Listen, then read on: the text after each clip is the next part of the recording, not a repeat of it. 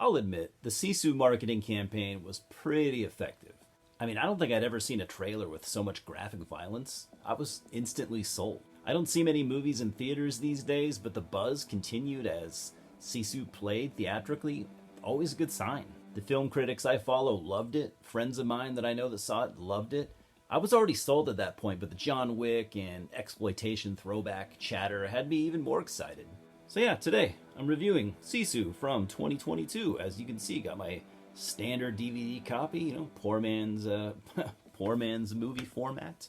I even got a beer. I'm gonna have a beer while I do this review, which I don't usually do. Nothing special, cheap. It was under $3. Got Stash Panda Hazy IPA from Cryo Hops. I'm not really a beer snob, so this is fine by me. I don't know if any of you guys are beer snobs. You can chime in, let me know if I'm drinking an absolute shit beer, or maybe you're a fan. I don't know. I'm not, I said Cryo Hops. That's not the, it's Hop Valley. I was going to say Cryo Hops is a weird, I think that's like a method of brewing. It's from Hop Valley Brewing Company, Eugene, Oregon, which that's a good sign. Well, Bend, Oregon has a lot of breweries, but the Portland area, it's quite a bit of quality breweries, I'd say. Let's try it out. Cheers, guys.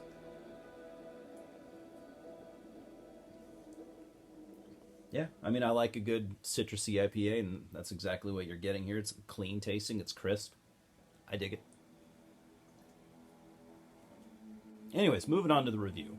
So, Sisu is a Finnish film written and directed by Jalmari Heilander. So here we are in Finland, the year is 1944, and World War II is coming to an end. The Germans were on the losing end of it, and things were looking pretty dire for the Nazis. They were basically trying to do anything in their power to turn the war around.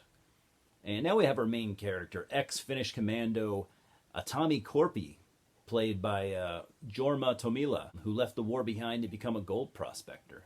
Early on, you see him finding small traces of gold, leading him to believe that he might be on the right track. At the 8-minute mark, he finds a large amount of gold several feet underground.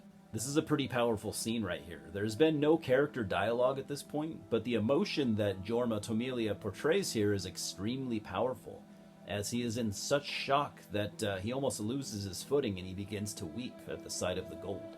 Like I said, it's a very powerful scene, and I also need to kind of comment on the beautiful cinematography here and throughout the entire movie, might I add. The next scene shows Atami sitting in his tent with a large amount of gold and holding his rifle. Still no dialogue, but the look on his face says 1,000 words. The next morning you see him bathing in a stream, and you see his body just covered in scars. Some looking not even really that old if you were to guess. At this point, you the viewer still don't know really anything about him, mind you. He packs up camp and heads out with his horse and his dog. And I said to myself right then and there, if his dog dies, I'm lowering the fuck out of the score here. I'm tired of seeing that shit lately, or just in general. And then we meet the bad guys. The Nazis, in case you didn't know that.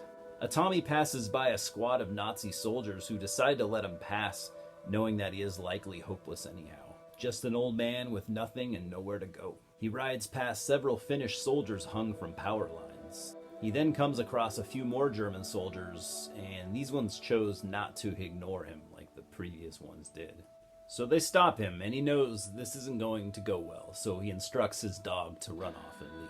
They fire at the dog, but they miss, and become more concerned with what he has in his saddlebags anyways. They hold him up at gunpoint while they search the bags and become excited at the sight of the gold, of course. The tension ramps up, and Atami sees no easy way out of this and waits for the gunman to turn away so he can reach for his closest weapon, a large, big-ass knife, which he pulls and super quickly just puts it right through the soldier's head.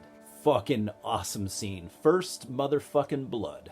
He then makes quick bloody work of the other soldiers and leaves with a few of their weapons. The first group of soldiers turn around at the sound of the gunfire to go investigate. They were surprised to find their men dead, but the commander was even more interested in what he found, which was a large gold nugget sitting on the ground. So this commander knew full well that the war was not going their way, and valuable gold could be his way out of the mess that he was in. And I'm going to stop there because I think that's a good general synopsis. At this point, you feel very invested in Atami, and you want, to see him make it back to town with his gold and his dog and his horse. I like how our hero is a, kind of an unsuspecting man in his 50s, and he's not your 80s type, handsome, muscle-bound action hero. The villains here were great. Also, the SS commander, played by Axel Henny, was convincing, and you really hated his fucking guts. His right-hand man, played by Jack Doolan, was equally as repulsive. The group of captive Finnish women become really cool, likable characters too.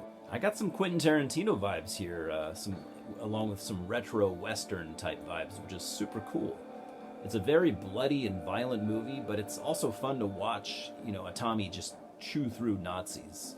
It's got a nice, tight 91-minute runtime, so there's never a dull moment. I'm going to give Sisu an 8 out of 10. It's a great revenge-type film.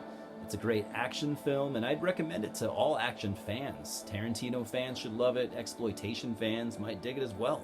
I was thoroughly entertained the whole time, and I'd love to see more films in this vein from Hjalmari Helander. I think that Sisu has cult classic potential. And remember, he is not immortal. He just refuses to die. Cheers, guys.